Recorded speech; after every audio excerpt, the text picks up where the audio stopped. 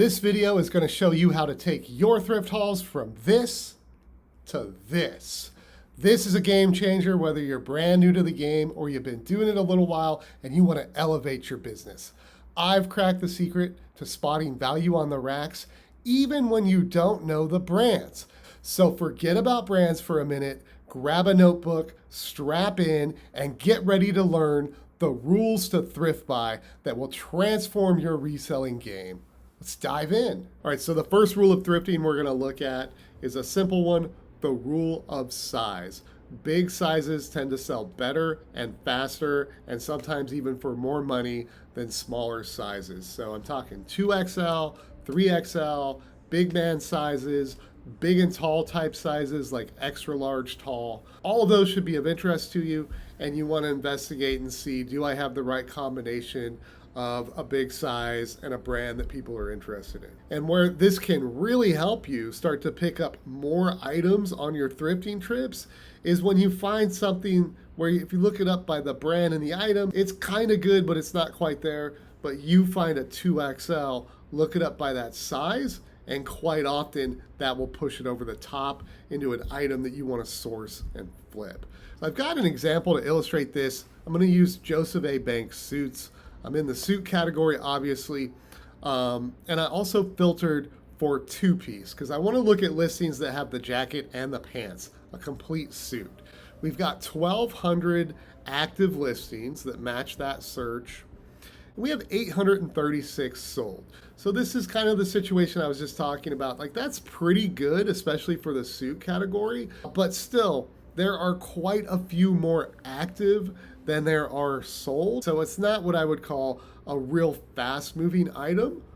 But look what happens on that same exact search, but this time I also filtered for the size 48 and size 50.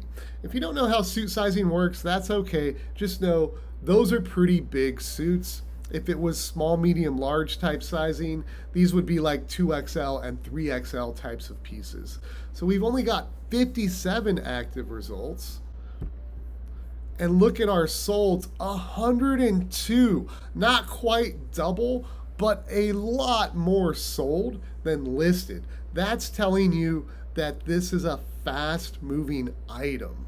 So if I was at a thrift store where suits are priced up a little bit, say like $18 or $20 for a two-piece suit, and I found a Joseph A. Bank in a smaller size, I might pass on it based on my buy cost.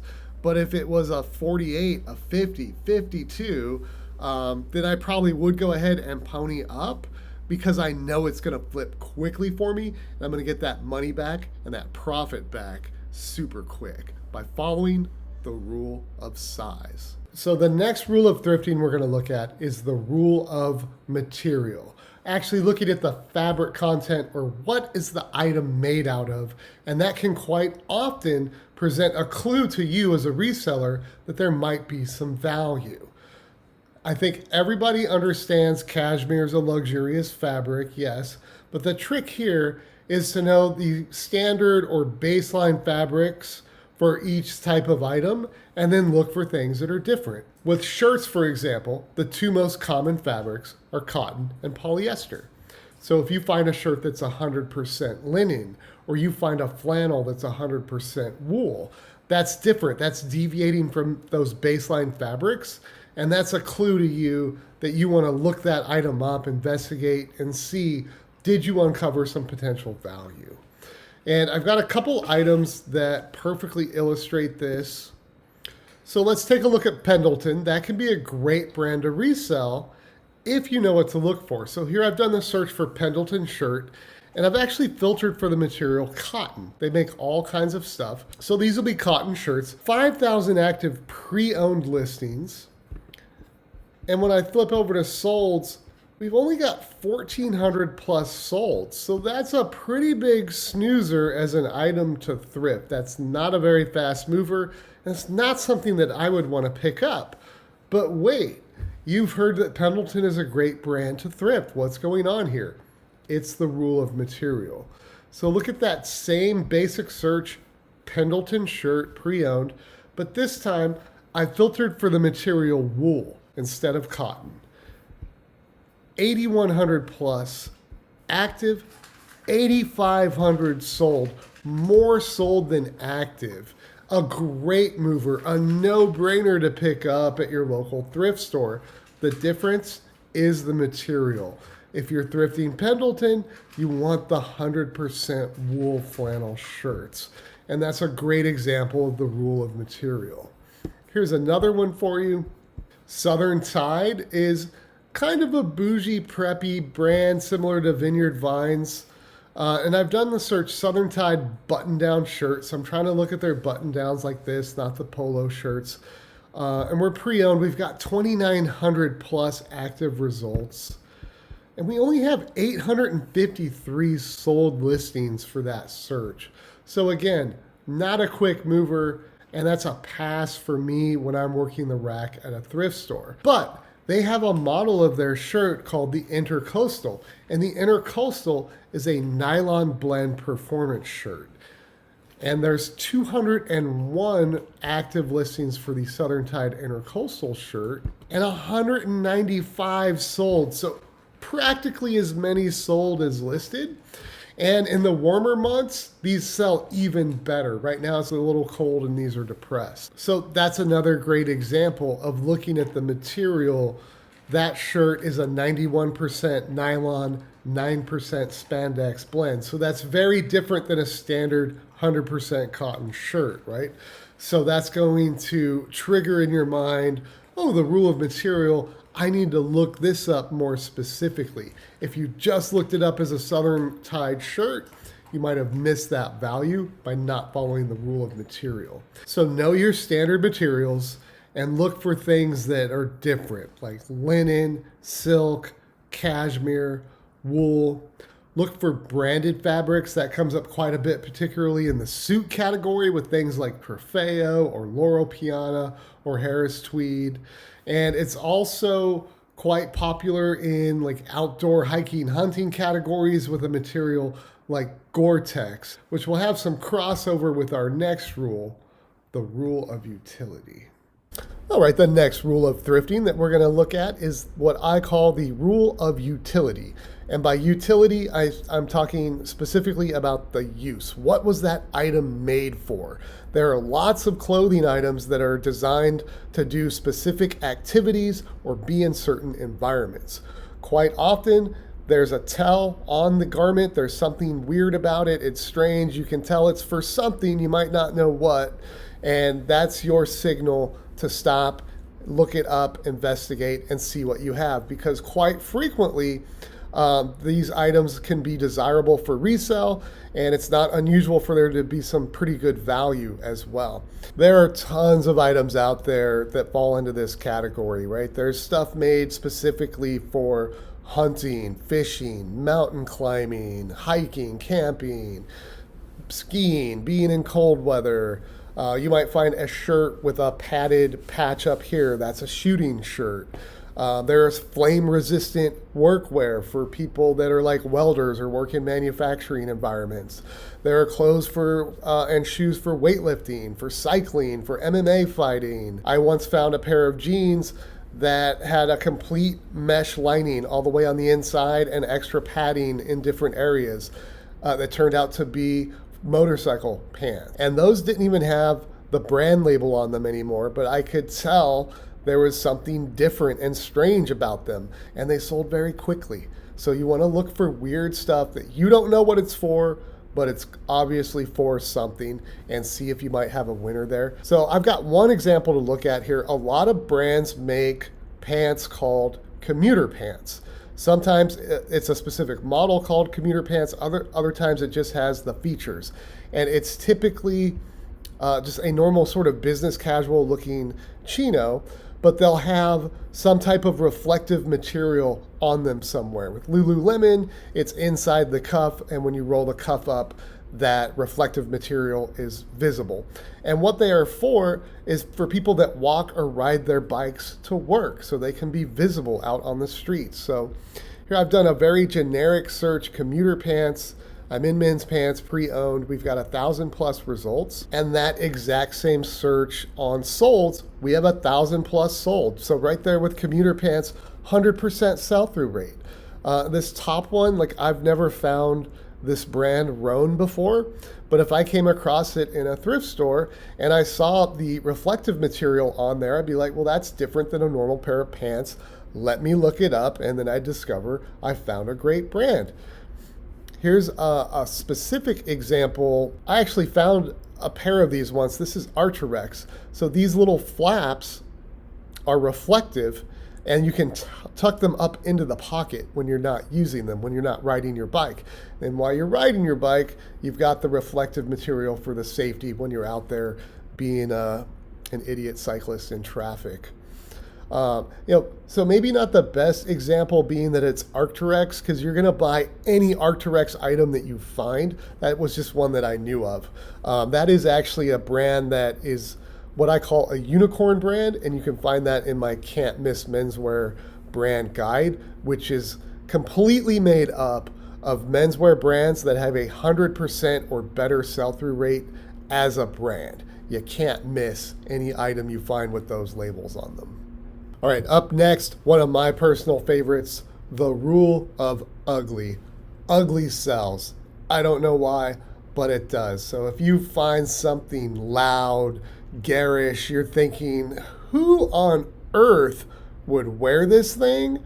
You might have found some money. So for an example of the rule of ugly, let's look at Robert Graham. Robert Graham can be a fantastic brand to resell if you know what you're doing. So I've just done a quick search, Robert Graham shirt. I'm in men's clothing shirts, pre-owned. 23,000 active listings. And when we flip over to solds, only 8,200 sold. So if you see numbers like that, you're thinking, what are you talking about? You said this is a good brand to resell? That's a slow mover. And this is why we need to use our rules and apply some knowledge beyond just the brand label. So when you look at what is actually selling, you'll see some ugly stuff is selling for big prices. And then you'll see there is some plain stuff selling as well, but for far less money. Far, far less. What you want with this brand is really bright, loud, ugly stuff, and then understand how to price it.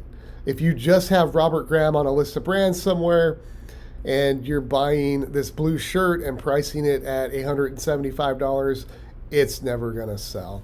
And this is perfectly illustrated by the active buying market. There are 2 auctions going on right now that end in just a couple hours. So here we have this Robert Graham shirt. It does have a little bit of texture to it, but for the most part, it's just a gray or black shirt. Ends in 1 hour and 35 minutes, 0 bids, nobody wants this. Then we have a Robert Graham limited edition. It is extremely bright, loud, ugly, whatever you want to say about it. Everybody wants it. It ends in 3 hours and it's up to $251. If we come back over and scroll through the solds a little bit more, you'll see this trend holds very well. The plainer it is, the less money you're going to get for it, and the longer it's going to sit. But when you find the right piece, it can sell very quickly and for huge money. Where this rule is really helpful is in very large flooded brands where it can be very competitive and hard to make money. Tommy Bahama silk Hawaiian shirts is a great example. If you find one with a very big, loud, all over floral print in a nice big size, I would pick that up. If you find one that's just beige or plain yellow or something like that, even in a bigger size, I would pass on it. This can also elevate an unsellable brand, something like Alan Flusser. I would typically not pick up, but I find a huge all over paisley print in a big size, I'll pick that up and it will usually flip very quickly. So make sure you're applying the rule of ugly when you're out there at the thrift store. It's everybody's funnest thing to do, right? It's find something ugly on the rack and hold it up to their girlfriend or significant other and be like, I found this for you. And of course, we as resellers have seen that joke before. Our final rule of thrifting is, in my opinion, the most difficult and the most nuanced, and it takes time to learn, and that is the rule of vintage. There has always been a market for vintage clothing. There will always be a market for vintage clothing. And the rise of online platforms like eBay since the 90s and other selling platforms have only improved and increased that demand. But it is extremely tricky, and it's hard to get exact numbers. It can be hard to pull comps sometimes. So you have to go with experience and the reseller gut, which is going to be trained over time as you do this. And we're not talking about ancient stuff, not talking about like Edwardian clothes from the 1800s. In fashion, vintage is anything older than 20 years. Yes. So I actually saw the words vintage and SpongeBob used together recently, and I felt very old. Yes, but anything 20 years or older is considered vintage. And actually, 90s styles and Y2K fashions are very hot right now. So that's one thing to think about. People love vintage denim.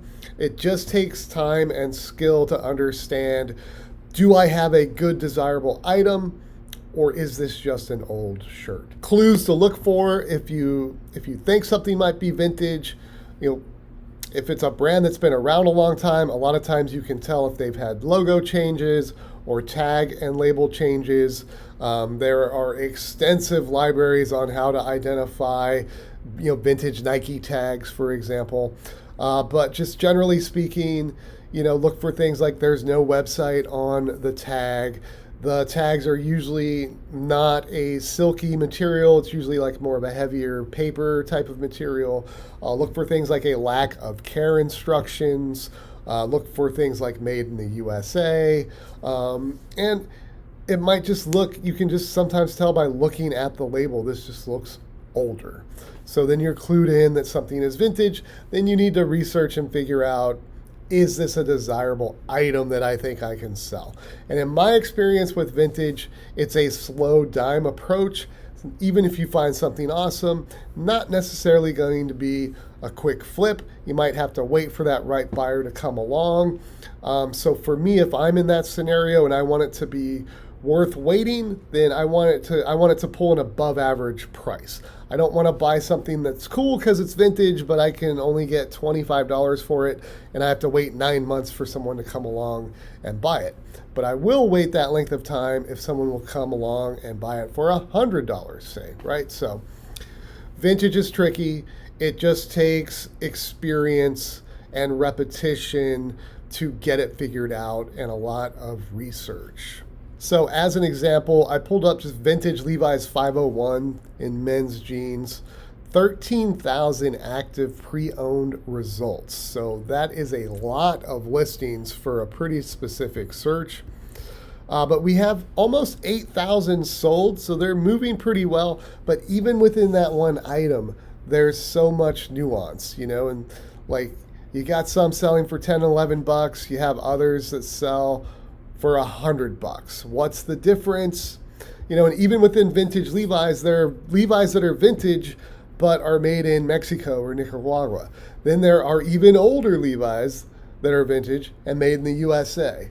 There are different mills the denim came from. There's like all kinds of different nuance in there that's going to help determine the value. So the only way to learn it, in my opinion, is just time, repetition, research. It would definitely help to focus in on some specific areas like vintage denim. If you want to learn about that, then learn about that. But always keep an eye out for really cool vintage items, especially if they're on trend. That can be a fantastic pickup.